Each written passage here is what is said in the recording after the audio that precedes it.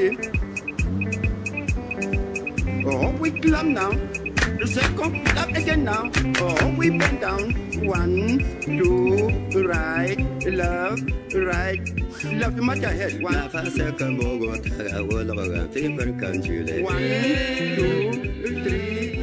much ahead.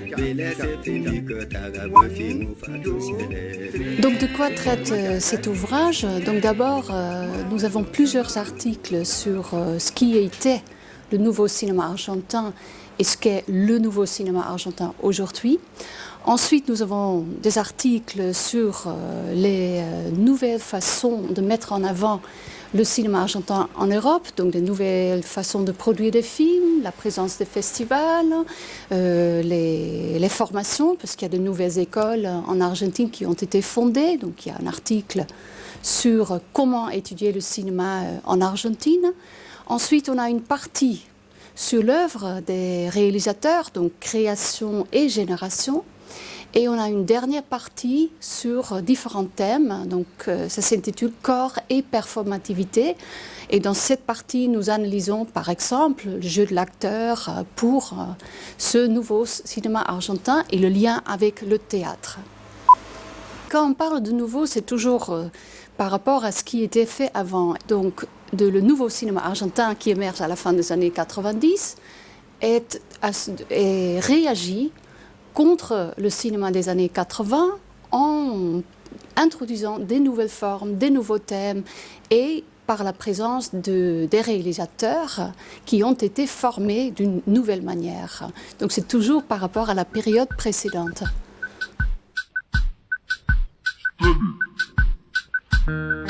En 91, ils ont fondé une nouvelle école, la FUC, à Buenos Aires, Fundación Universidad de Cine. Et cette formation fait la pratique, mais donne aussi des cours théoriques. Donc cette école est connue d'avoir formé justement cette nouvelle génération. Par exemple, Pablo Trapero, il était à cette école, hein, et aussi le réalisateur qui a fait Le Nouveau Sauvage, il vient de cette école. Ensuite, nouvelle formation et nouvelle présence, il faut aussi penser au Festival du Bafisi, ce qui a été fondé en 1999, c'est Buenos Aires Festival international du cinéma indépendant, où ces films étaient présentés. Et là encore, Pablo Trapero, il a gagné donc le prix meilleur réalisateur, meilleur film en 1999 avec son film Monde de grue. Oui, ce qui est présent en France et ce qu'on peut donc trouver en DVD, je pense entre autres au film Pizza Birra Faso, donc de Bruno Stagnaro et Adrián Caetano. C'est un film qui donc émerge à la fin des années 90 sur la délinquance. Un autre film, Bolivia, aussi de Caetano, c'est sur l'immigration en Amérique du Sud même, et donc qui arrive à Buenos Aires.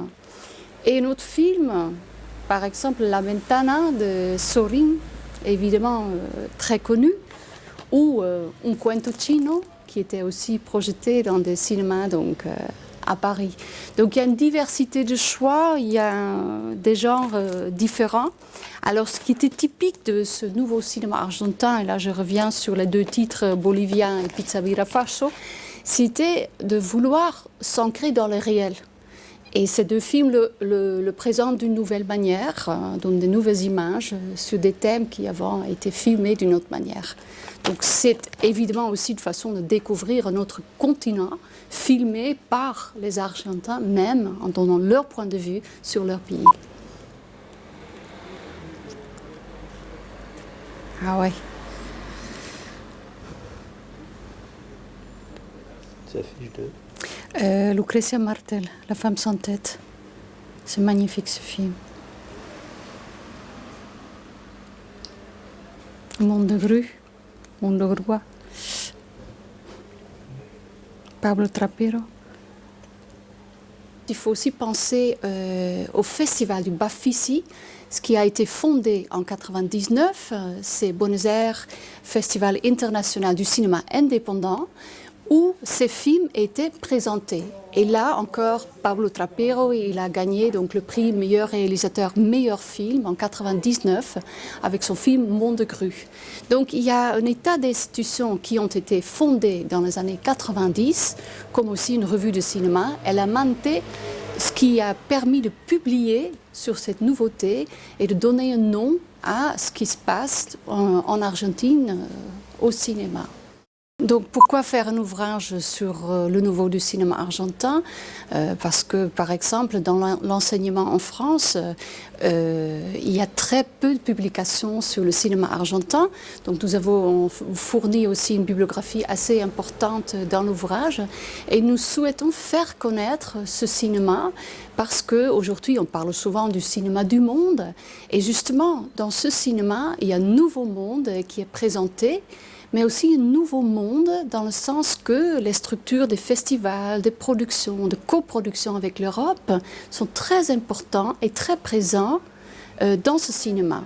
Alors le Festival de Cannes le montre, en 2008 ils ont fait une sélection des films argentins, encore en 2014 il y avait plusieurs films qui étaient présents, donc on a voulu créer le lien et rendre accessible un support écrit pour un public français, parce que les Français sont très cinéphiles, donc ça permet de faire connaissance avec ce cinéma qui est riche et fascinant. Salut. Oh, we clap now. The second clap again now. Oh, we bend down. 1,